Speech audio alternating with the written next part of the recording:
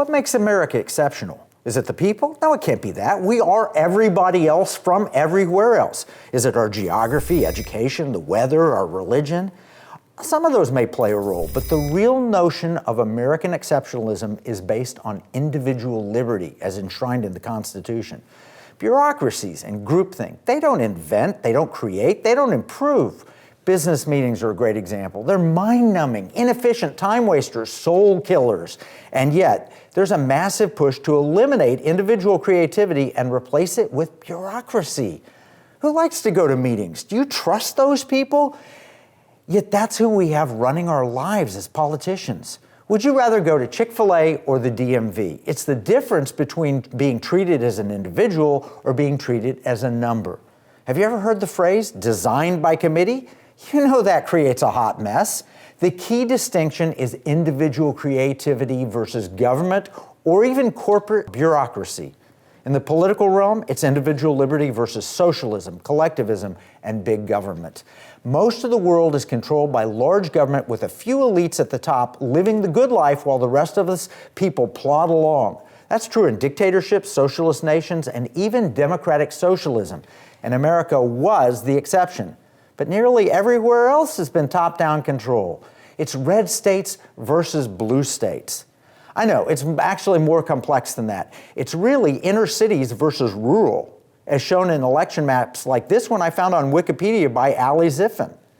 You can see the red parts, that's all rural America, and the blue parts, those are the big cities. And it's a fact that even in the red states like Texas, the big cities, Houston, Dallas, San Antonio, Austin, and El Paso, they're solidly Democrat. Why?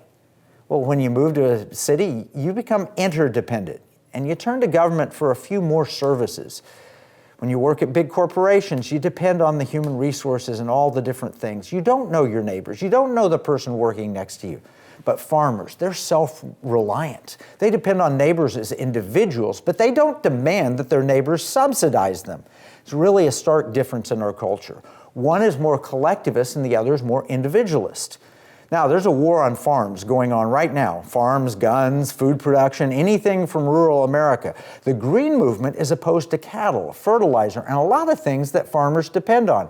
At the same time, there's a big push to get everyone off the land and into big cities. Why? Control. It started in China, but it's spread around the world. You know, in the year 2000, only 1/3 of China lived in cities, but 2/3 live there today. That's unprecedented urbanization pushed on you by the Chinese Communist Party because Big Brother works best in cities.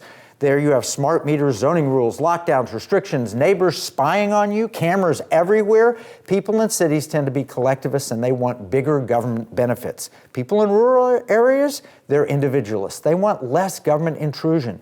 The big cities become corrupt. We've all seen it, Chicago, Detroit, Philadelphia. Collectivism concentrates power. Power corrupts and absolute power corrupts absolutely. Collectivism, it saps the strength and the creativity of the individual. It's sort of like the Borg on Star Trek. Now, I'm a Trekkie, so I know what the Borg is. But for the rest of you who aren't sci-fi nerds, let me explain. The Borg is one of the worst enemies ever faced by Star Trek. It's a collective that assimilates everyone and everything it encounters. It's transhumanist, kills individualism, and moves like locusts across the galaxy. The mantra of the Borg is, resistance is futile. Here's how it was described in Wikipedia.